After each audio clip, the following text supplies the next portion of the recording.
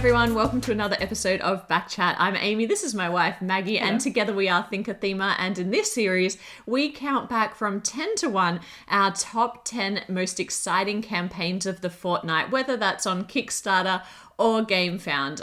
But this fortnight, it's a bit of a slow one. It's a bit of a breather between, I suspect, what was very expensive for a lot of people and for us last episode, and what is upcoming in the next couple of weeks, because there are some big games coming. There is a lot on the horizon.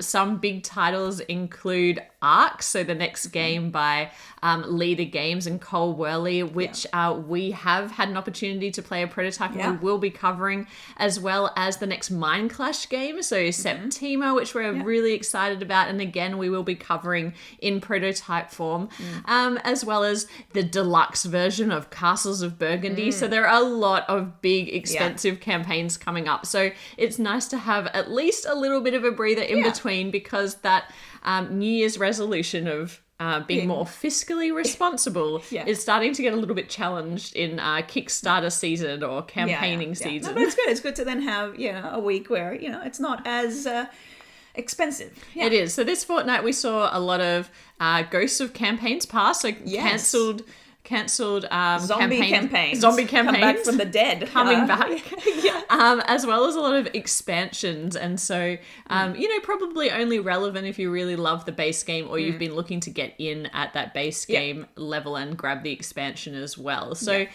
this fortnight we will only be covering our top 5, because once you start to fall below our ratings of 5 out of 10, they're really not games that we're even remotely close to backing, so we really want to focus on the ones that we've found something interesting in to communicate to you all. So let's get into our top 5 campaigns for the fortnight. So our number 5 is a game called Anunnaki, and this game was one of those zombie campaigns which was originally launched and then cancelled, and they've come back with a revised version of the campaign and launched again, and it has already successfully funded. But one of the designers of this game is Simone Luciani, who is a very renowned game designer from titles such as Barrage, the most recent Darwin's Journey, Newton, so very well loved Euro games. So of course this was of interest to us, and this game is actually a 4X style Euro game. So if you're familiar with the 4X genre, that means there's a lot of exploring, exploiting to get resources, expanding your force or your faction, and then of course exterminating, which is where you battle with the other opponent. So a very competitive, highly interactive style game. And in this one, I thought a couple of things were interesting or stood out to me. One was when you surround a particular bonus type on the board, you can do that in a semi-cooperative way with your opponents, and then everybody gains the bonus. I thought that was just an interesting twist on what usually is quite fiercely competitive in a 4X game. I like, of course you've got the upgrades on your player board as usual. You're getting resources, and then the battle in this case is not dice based, it's card based. So it has like kind of those feels of now the game has escaped my I just completely Blood Rage. Yes, thank you. Like Blood Rage battle, or Dune Imperium, where you're battling with cards as well. You've got more control and you can kind of mitigate the luck element. You're not sort of depending on the roll of a die in that moment. A bit more planning. So that probably does give it more of that Euro-esque feel.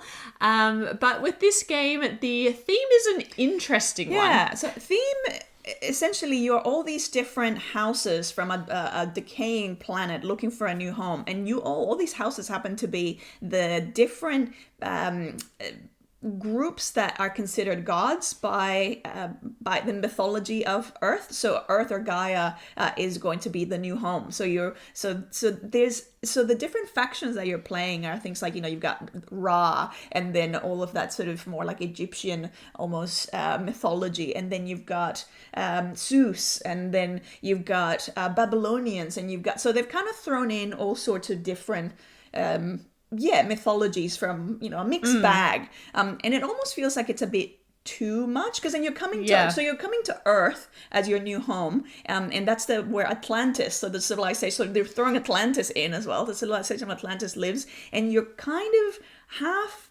trying to, well, you're kind of conquering it, but you're also trying to benefit from the fact that, you know, the people on Earth, the terrestrial beings see you as gods. So there's that whole, well, recruiting those people and and embodying that deity.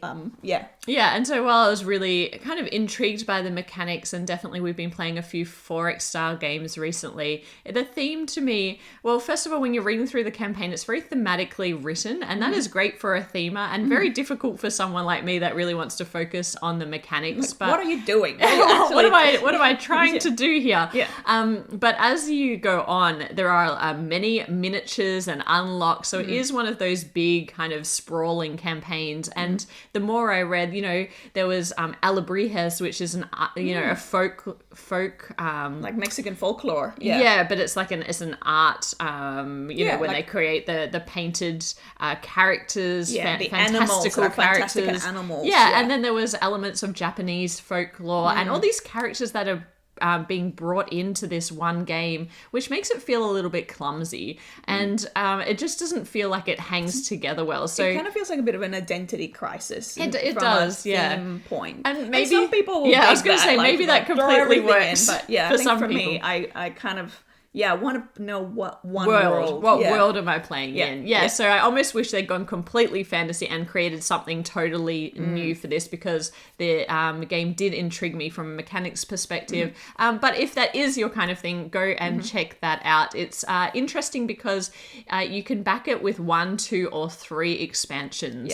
But if you want to get the big box version of the base game, which comes with some upgraded components, you need to purchase at least 1 expansion. So just have that in mind if you're determining whether you want to pick it up at retail later or you want to get in with some Kickstarter exclusives with this game. I will say with one of those expansions, there is a campaign, I think 8 different scenarios, replayable scenarios, so that kind of create a bit of a campaign mode, which is quite interesting in general, because I do like kind of having more of a story, and I like that it's replayable, that it's not one of those, once you play it and you know what happens and that's it. So yeah, that's an intriguing element as well. Yeah, but we won't be backing this one due to mostly due to the theme.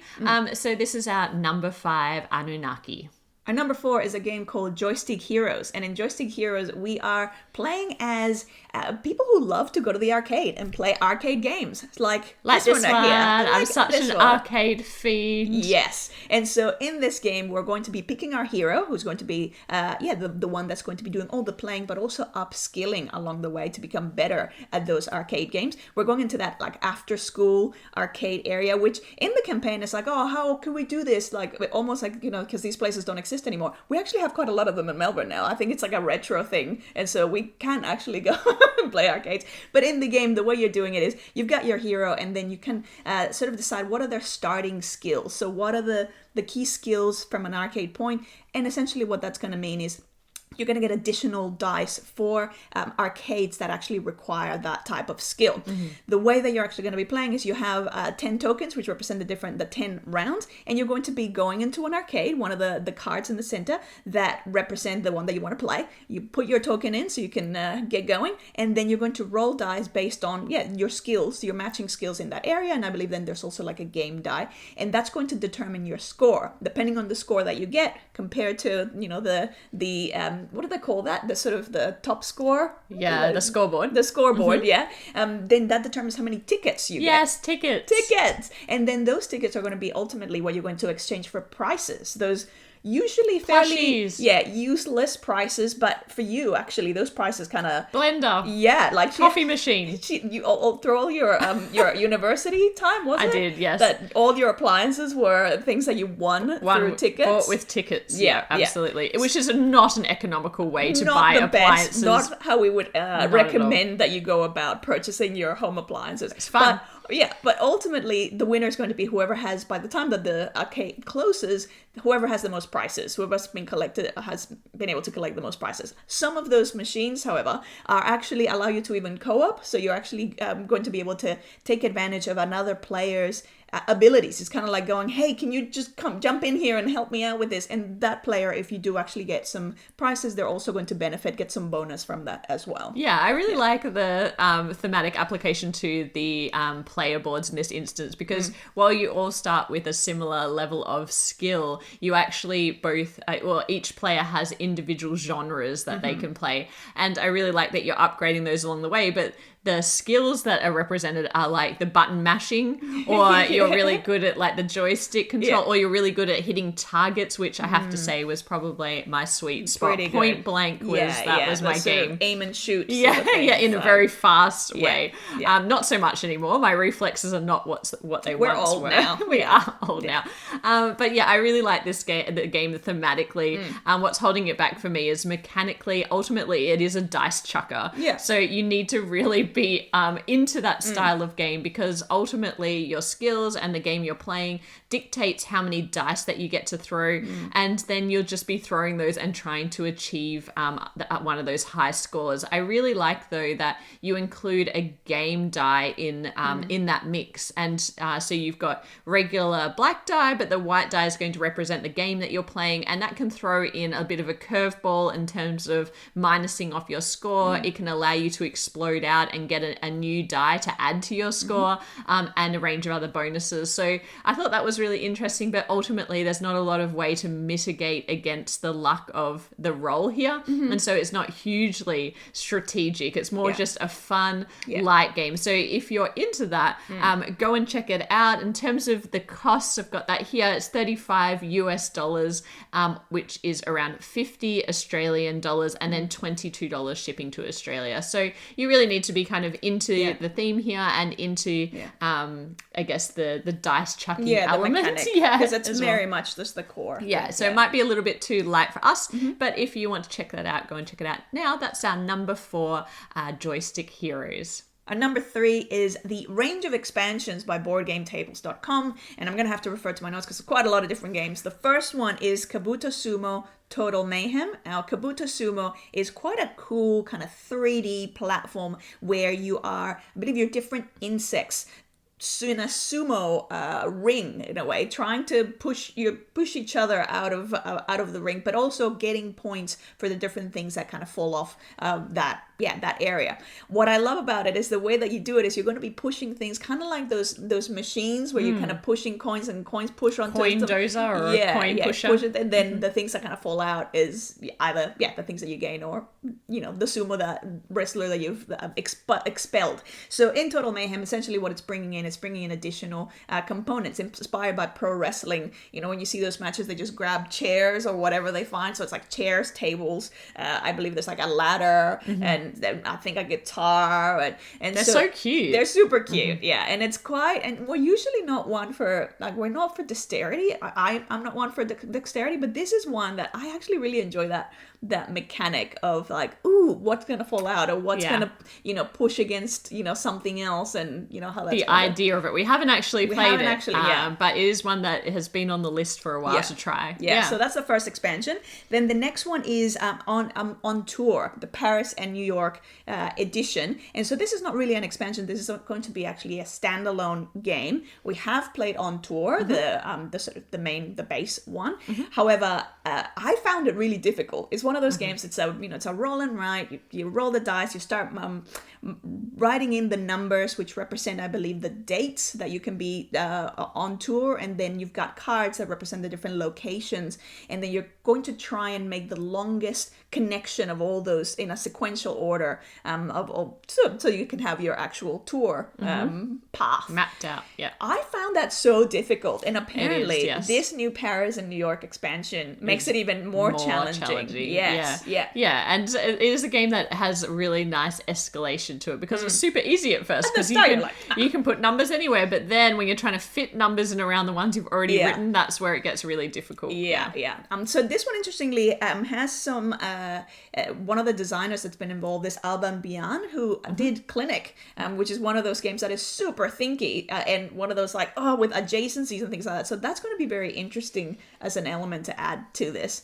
The other game is QE, so quantitative easing, I think that's what it stands for. So this one is going to be an expansion called Commodities. So this is going to be bringing in gold, I believe it's gold, crypto, and oil. And so the way that they act is they kind of help you with the amount that you're kind of bidding. They either allow you to reduce that amount or decrease the total spent, or actually add additional points to it. Yeah, which is interesting because if you've played QE before, and we have played QE and we've reviewed it on Small Talk, it's a game where it's an auction, but you can bid any amount that you like. But the twist at the end of the game is if you're the person who spent the most, then you are automatically disqualified and you cannot win the game. Yeah. And that makes for kind of an interesting gameplay. But the reason why Commodities is so interesting is it allows you to reduce the amount of your total bid across the game, which means there's actually a way for you to come back from to bidding too high and getting too far behind. So it is interesting that adds that additional strategy layer. Yeah. And the final game is Bytes New Recipe. So Bytes is another super cute little game where you've got all these different ants and they're eating their way through this trail of food. And so it's essentially like you're matching, they're matching the same color ant to the same color type food. Eventually the aim is for them to go up this ant hill, which is a 3D platform with different levels. And what's really interesting is as you're kind of moving those ants, you get to pick up tokens on either side of where that ant landed, and those tokens are going to be the equivalent of the the different colors. But the key thing with that is not only are you trying to just collect the most, you're also trying to gauge which of the ants is going to end up in the level that's going to score the most points. So those tokens might be worth, I think, 4 points through to only 1 point. And the twist is that the insects can only move to the same color as their allocated color. So if you're removing pieces of that color, then that ant is going to be able to jump ahead, which means that it's more likely, hopefully, to get higher up in that ranking at the end and score you more points. And I believe there are some twist little elements that come into it. So a lot of the cards essentially have the rules of the game, which are different cards that get played with. That means each game is going to be very different. Sometimes you actually want, the first ant that gets there is going to be the one that gets the most points. Sometimes it's actually going to be the other way around. And there's all sorts of different variations to that. So this New Recipes expansion just adds more variations,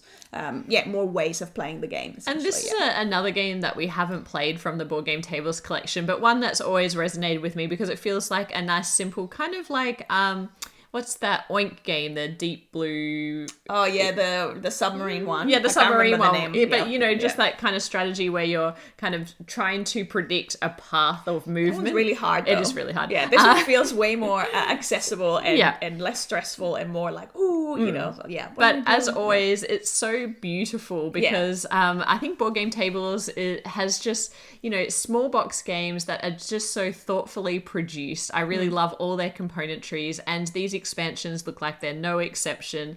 But what I really love about this campaign actually is the pick and mix style element, or the buffet of options, if you will, because in this campaign, you can pick and choose the games from the total Board Game Tables collection that you want to add, including any expansions. And there's also some really cool promos in this. So for example, Ian O'Toole has done some checks for QE that replace the original checks in the game. There are some rock and roll dice, Rockstar dice, as all part of blinging. On Tour, which are gold, and I love them. And then there's a rainbow ant, and I love that rainbow ant. I haven't even played the game, but it looks very intriguing to me. And also, so you can swap two small games for a big game, for example, or swap out a big game for another big game of their collection if you already own it.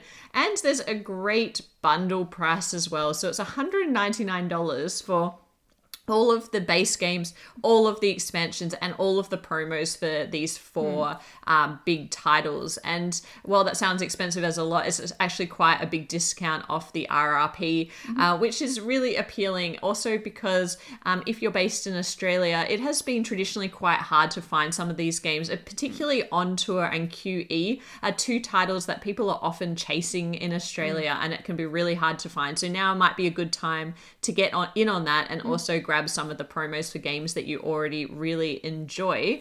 You can also add the bag in as well. And these bags, I mean, we've spoken about them so many times because we use them so much. We were just at a game day last weekend, and of course we had our board game table bag with us. They're some of the best that I've ever seen, and they go everywhere with us. So convenient. We use them every week. We've taken them to the States. We've checked them in luggage. Probably not what they're meant for, but we still it's still. But they do, you can fold them flat and fit them in the suitcase. That's more real estate. Anyway, we are not currently back in this campaign, and the only reason is very tempting because I feel like it is going to be quite hard to find some of these titles. We have just received a lot of board game table games from the last time we backed Kickstarter, so there is a lot for us to get through, and I'm hoping that they will continue to have this pick and mix style campaign because it seems like it's doing really well for them. So we'll be able to pick up some of these things at a later date. But go and check that out if you haven't already. That is our number 3, the Board Game Tables Expansions Collection. Our number 2 is a game called Microcosmos. Now, in Microcosmos, this is by the creators of Micro City. So it's, again, another, a smallish box that then spreads out into a lot of game, essentially. There's a lot in a tiny box. Yeah. And so in this game, we are actually, it takes place after a great intergalactic sort of war where we're now looking to reinstate a lot of planets that were destroyed along the way. We're looking to find some of the survivors, the remaining survivors, and take them back. So make those planets, terraform them again, make them habitable again, and then bring and match some of the survivors to those planets. So it's kind of like a 4X without the final X of battling each other, because you are going to be throughout the cards, you're going to be moving your ship, known as your ark, going around exploring or unveiling new planets, which are, again, their own their own cards, and then upgrading your technologies as well to kind of power up your ship and your abilities, and scouring for using your crew in all sorts of different ways that then allow you to also take actions in the different locations that you're in, finding those survivors so that then you're able to match them with the planets that they belong, and then hopefully be able to fully terraform or flip over some of those planet tiles to their new kind of now fully habitable state. It's the type of game that has multiple paths to victory, kind of just like a Euro. You can kind of try and focus in different areas. It's got not 1 but 2 solo modes. So with what looks like a fairly straightforward AI deck, which again shouldn't be too much of an overhead, but then also has a campaign mode for a solo, which I'm really intrigued by, and I think would be really, really cool as a way to, again, I love this concept of that theme of you're not out there to conquer and destroy and take over. You're actually trying to repair after something has gone horribly wrong. Yeah, and I really like the idea of some of these mechanics. I love the idea of fitting a lot of game in a small box that takes up less shelf space. But for me personally, and probably this is different for Maggie, because Maggie has a few solo games in her collection that it's a tiny box, but there's lots of components and there's bits and pieces, and actually it spreads out quite a lot on the table. And I think that's okay when you're playing a solo game, because you want to have that immersive experience. You've carved out the time to sit down and have that game. But for me personally, who enjoys a multiplayer experience, I find it really hard to reach for a small box game when it has a lot of table space that it requires, or it has a higher degree of complexity, because I tend to reach for small box games when I'm feeling a bit low on the old mental juices. You just want something quick and easy. Or I've got a group where I just need to teach something really quickly. And in my instance, if I'm going to play something that's a bit meatier, then I want it to have all the bells and whistles, and I want to turn to a big box. Massive I want a big box with all the game board folding out and taking up. And the game trays and that full experience and that everyone can sit around. So it sits in a weird place for me personally, but I can completely appreciate why people would enjoy this and the price that comes along with it, because there is a lot of game in a small box here, and it's 20 euro, which is around 34 Australian dollars. So it's quite cheap from a game perspective if you're somewhere where shipping is not that expensive. In Australia,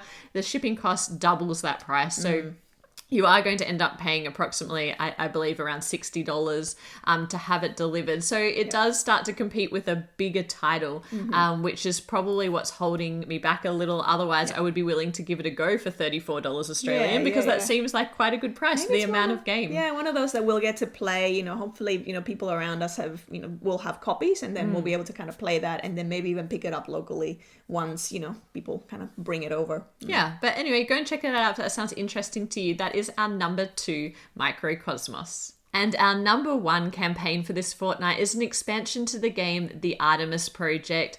The expansion is called Satellites and Commanders. Now, this game is interesting because we have actually never played the Artemis Project. We have been very close to picking up the Artemis Project a number of times. Recently, there was another campaign called the Artemis Odyssey, and that game is like the spiritual sequel to this game, even though they're completely different designers. But the Artemis Project is one that is set on the moon of Jupiter. Yeah, the frozen moon of Jupiter. The frozen moon of known Jupiter. as Europa. Yeah.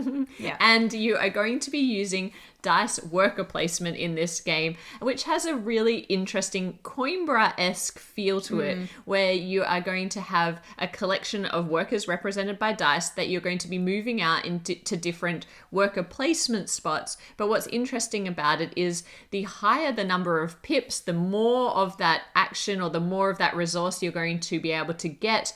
But if you have a lower amount of pips on the dice, it's actually going to let you go first, which means all of the resources that are there might be exhausted by the time the greedy dice holder gets an opportunity to take anything. And so it's a really interesting, I really like that hierarchy of like having to think through, do I want more of something or do I want to go first? Like I love that play on turn order. Yeah, absolutely. I think it's one of those cool games where like ultimately, again, it feels very Euro-y because you're kind of trying to make sure you're going to get points for the resources, for the stuff that you build, for the expeditions or the adventures that you go on. And so my understanding, again, not having played the base game, with this expansion, you've got the commanders essentially allow your workers to be able to take on any role of any of the other colonists. So it gives you more flexibility. And then with the satellites is, again, using sort of like this satellite chariot space bases that then kind of almost allow you to kind of work on the terraforming or on the frozen moon that you're trying to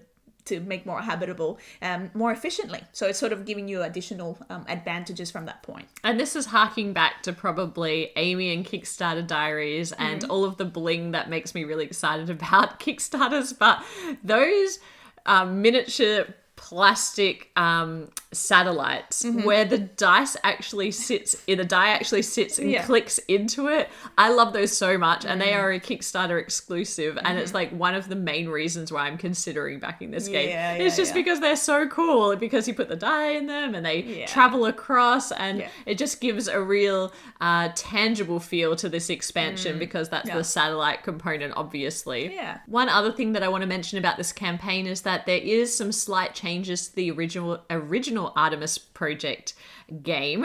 So there is a second edition that is being released now.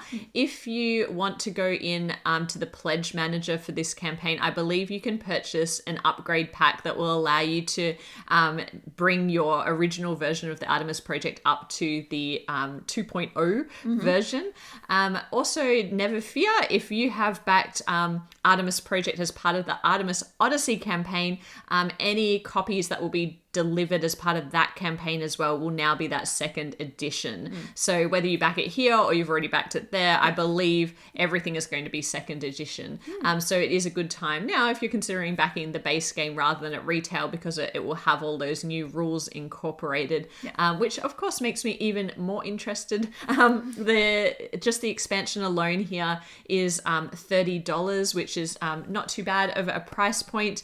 You can get it for $99, including the base game, and then postage to Australia is $25 to $27, which is pretty standard these days. But if that interests you, that is our number 1 for this fortnight. It is the Artemis Project, Satellites and Commanders. Now, if you've made it this far, thank you very much for watching Backchat as always. Did you have a break from spending money this week? Would love to know what you're backing in the comments, or are you holding out for some of those big campaigns that are upcoming?